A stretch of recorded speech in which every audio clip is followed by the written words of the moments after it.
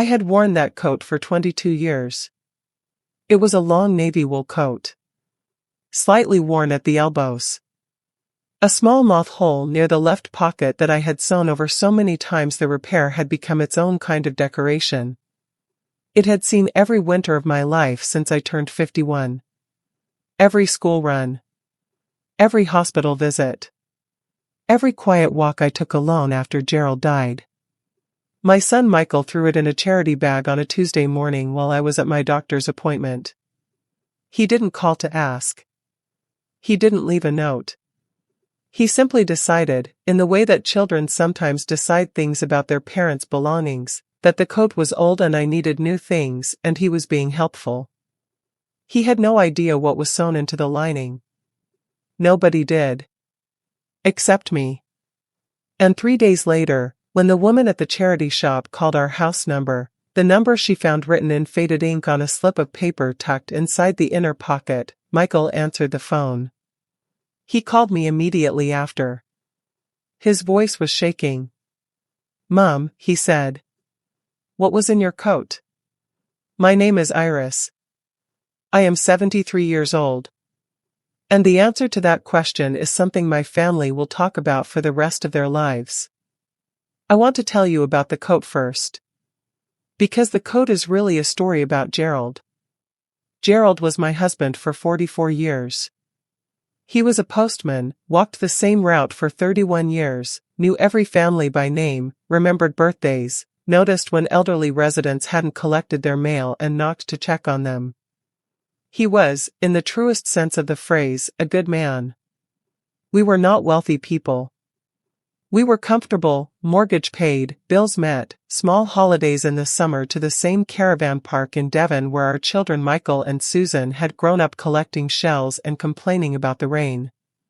We didn't have excess. But we had enough, and we knew how lucky that made us. Gerald had one financial habit that I teased him about for our entire marriage. He didn't trust banks. Not fully. He had grown up in a family that had lost savings in a bank collapse when he was 7 years old, and though he understood intellectually that things were different now, there was a part of him, a deep, quiet, stubborn part, that always wanted something physical. Something he could hold. So every year, on our wedding anniversary, Gerald would take a portion of our savings, never a reckless amount, always something manageable, and convert it. Not to gold. Not to anything dramatic. Simply to cash. Large notes, neatly folded, placed into a small envelope. And every year, he would sew that envelope into the lining of whatever winter coat I was wearing that year.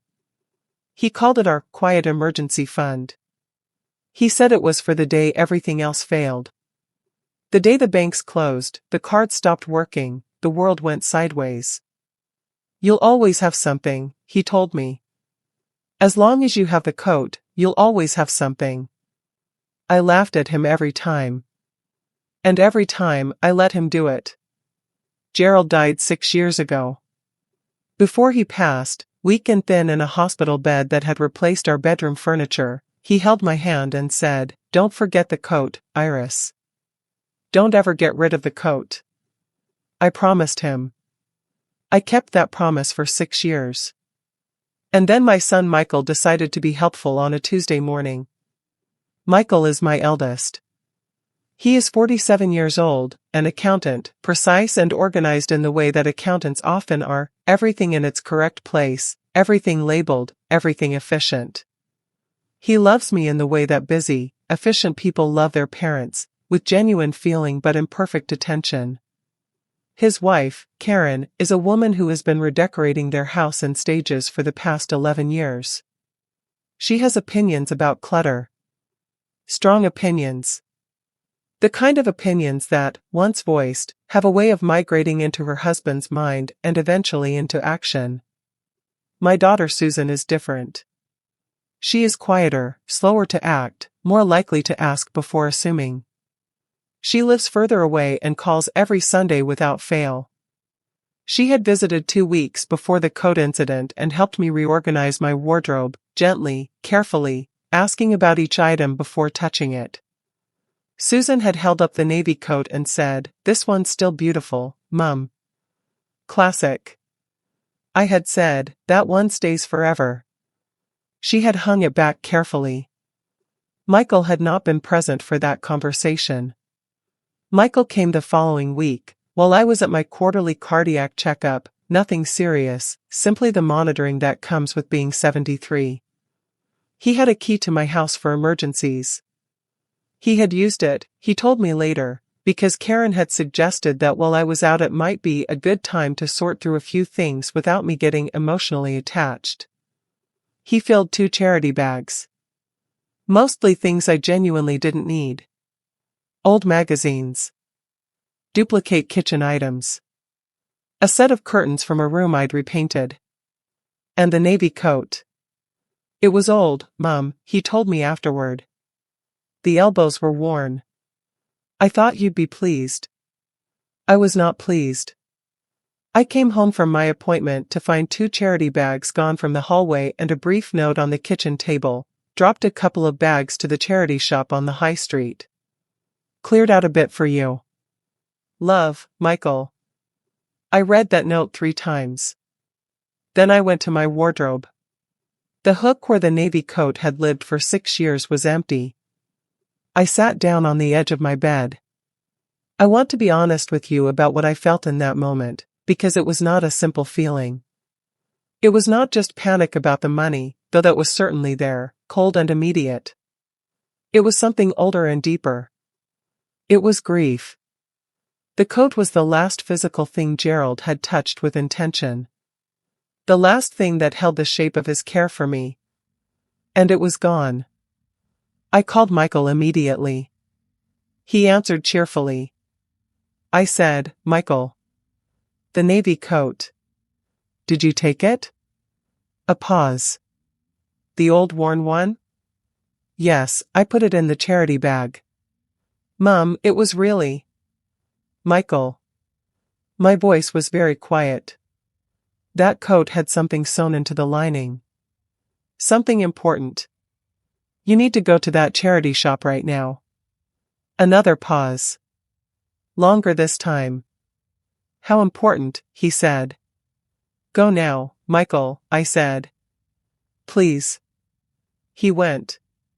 He called me from the shop 20 minutes later to tell me the coat had already been processed, steamed, and put on the rails. He had explained the situation to the manager, a woman named Deborah, who was sympathetic but said she needed to check their policies. Deborah checked. She called back 2 hours later. The coat had been sold. 40 minutes after opening that morning, a woman had bought it for £4.50. I sat in my kitchen and I looked at Gerald's photograph on the windowsill. I said out loud, to the empty room, "I'm sorry, Gerald. I'm so sorry." Deborah from the charity shop was not legally required to do anything further. She had sold the coat in good faith. The transaction was complete. But Deborah, it turned out, was the kind of woman Gerald would have liked very much. She asked Michael to leave his mother's phone number. She said she would see what she could do. What Deborah did was this: she went through the shop's CCTV, identified the woman who had purchased the coat, and, because this was a small high street in a small town where Deborah had worked for 11 years, recognized her. Her name was Patricia. She was 68. She was a regular donor to the shop. Deborah had her phone number in the volunteer contact book. Deborah called Patricia that evening. Patricia, it turned out, had not yet worn the coat. She had taken it home, hung it up, and noticed immediately that the lining felt unusually stiff and heavy near the hem. She had not investigated further, she had simply thought it was an old coat with an old lining. When Deborah explained the situation, Patricia said, without hesitation, without asking any questions about the amount or the circumstances, "I'll bring it in first thing tomorrow morning." Of course I will. It's not mine to keep. She brought it in at 9 the next morning. Deborah called me. I drove to that shop so fast I went through an amber light. Deborah was waiting for me at the door with the coat folded over her arm. I could not speak for a moment. I took the coat. I held it. It smelled like the shop, a little musty, a little foreign, but underneath that, somehow, impossibly, I thought I could still find the faintest trace of Gerald's wool jumper, the one he always wore on cold mornings. I opened the inner pocket. The slip of paper with our home number, written in Gerald's handwriting, faded but legible, was still there. I reached into the hem of the lining, to the careful little seam Gerald had sewn every anniversary for 20 years. It was intact.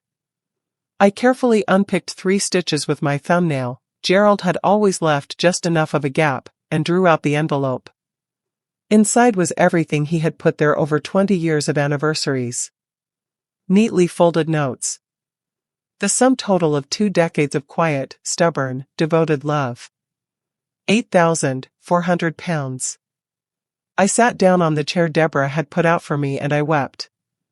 Not quietly. Properly. The way I hadn't wept since Gerald's funeral. Deborah patted my shoulder and said nothing, which was exactly right. Patricia, who had waited across the shop pretending to look at books, came over and pressed my hand between both of hers. She said, "It was always yours, love. It was always yours." I looked at that woman, a complete stranger who had returned something irreplaceable without a second thought, and I thought about Gerald. About how he had always believed the world was full of decent people if you looked in the right places. He was right. He was always right. Michael met me in the car park. He had driven over when I told him where I was going. He stood by my car looking like a man who had not slept and did not deserve to. When I came out carrying the coat, he looked at my face, still wet, still raw, and he said nothing. He simply opened his arms. I let him hold me for a moment. Then I stepped back. I said, "Michael, that coat was the last thing your father touched with care for me. He spent 20 years putting something into that lining so that I would always be all right. Always. Do you understand what you nearly took from me?" His jaw worked. His eyes were red. "I didn't know," he said. "I know you didn't," I said. "But you also didn't ask. You walked into my home while I was gone and made decisions about my belongings, and you did not ask. That is what I need you to understand." He nodded. He couldn't speak. I said, "I love you. But I am not a house to be managed. I am your mother. And I need you to treat me like one." He came for dinner that Sunday. He brought flowers, the good ones, not petrol station ones. He sat at my kitchen table and told his children, my grandchildren, about their grandfather Gerald. About the coat. About the anniversary envelopes. About the kind of love that expresses itself in practical, quiet, 20-year commitments. My grandson, who is 11, listened with enormous eyes and then said, "Great-granddad sounds like a superhero." I laughed harder than I had in months. He was, I said. He absolutely was. The coat hangs in my wardrobe still. I had the elbows properly repaired by a tailor on the high street, a young man who took great care with the old wool and told me it would last another 20 years if I treated it kindly. I intend to. The lining is empty now. The money is in the bank. Gerald would not have approved, but Gerald is not here to argue, and I like to think he would have made an exception under the circumstances. But every time I put that coat on, every winter morning, every cold walk, every quiet trip to the shops, I feel Gerald's hands in the weight of it. In the wool. In the careful seam along the hem. Some things are not just things. Some things are the physical form of someone's love for you. Their worry for you. Their determination that you will be all right after they are gone. To every child who has ever entered their parents' home and decided what matters and what doesn't, please listen to me. You do not know the weight of what you are holding. You cannot see what has been sewn into the lining. You cannot know what an old worn thing means to the person who has kept it all these years. Ask. Always ask. And to Patricia, wherever you are, thank you. You gave me back more than a coat. You gave me back a piece of Gerald. I think about you every time I put it on. If Iris and Gerald's story moved you, please give this video a like and subscribe. We share powerful mother stories every single week. Share this with someone who needs to hear it today. And tell me in the comments, have you ever lost something irreplaceable? Or are you a child who wishes you had asked first? Every story in the comments matters. I read every single one.